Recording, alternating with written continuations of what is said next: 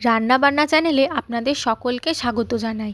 আলুর পরোটা তো আপনারা বিভিন্ন রকমভাবে খেয়েছেন, কিন্তু আজকে আলুর পরোটায় আমি নিয়ে চলে এসেছি একটি নতুন টুইস্ট। এই রেসিপিটা আপনাদের সাথে শেয়ার করছি যে কিভাবে আজকে আমি একটু আলাদা ডিফারেন্ট স্টাইলের আলুর পরোটা বানাতে চলেছি। তার জন্য প্রথমেই ময়দা নিয়ে নিচ্ছি 1 কাপ মতো। ময়দার মধ্যে নুন আর সাদা তেল দিয়ে খুব ভালোভাবে মেখে একটা সফট ডো আমি এখানে তৈরি করে নেব। সেটাকে কিছুক্ষণের জন্য 1-1.5 ঘন্টার জন্য আমি এটাকে রেখে দেবো ঢাকনা চাপা দিয়ে। ওপর থেকে একটুখানি সাদা তেল দিয়ে রেখে দিচ্ছি এটাকে আরও বেশিক্ষণ সফট হওয়ার জন্য। তারপর কড়াইয়ের মধ্যে অল্প পরিমাণ সাদা তেল দিয়ে দিচ্ছি। তেলটা গরম হয়ে গেলে তার মধ্যে দিয়ে দেবো 2টো শুকনো লঙ্কা।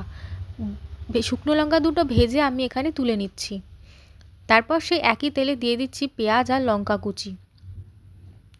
পেঁয়াজ আর লঙ্কা কুচিটা গোল্ডেন ব্রাউন পর্যন্ত ভাজতে হবে।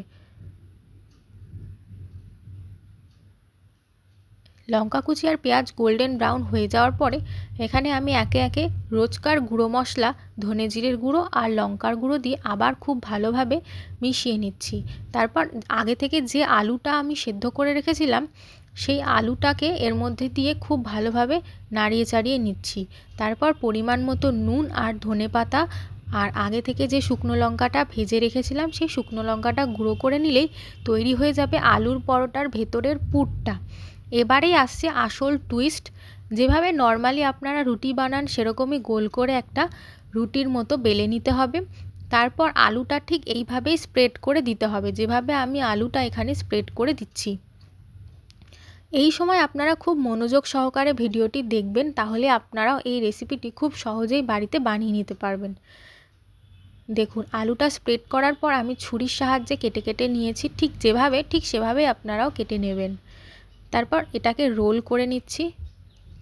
হাতে একটুখানি রিফাইন্ড অয়েল নিয়ে হাতের সাহায্যে ঠিক এইভাবে চেপে চেপে দেবেন, তাহলেই তৈরি হয়ে যাবে টুইস্ট আলু পরাঠা।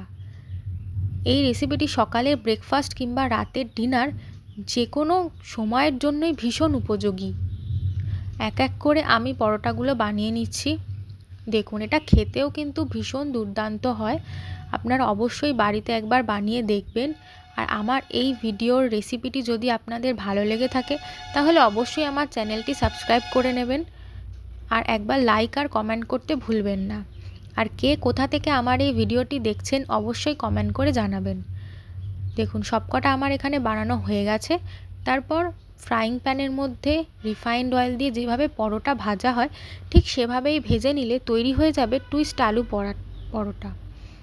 দেখুন খুব সুন্দর হয়েছিল এইটা খেতে। আমার তো খেয়ে ভীষণ ভালো লেগেছে। আপনারাও বাড়িতে একবার বানিয়ে দেখুন কেমন লাগে আর কমেন্ট করে জানাতে ভুলবেন না।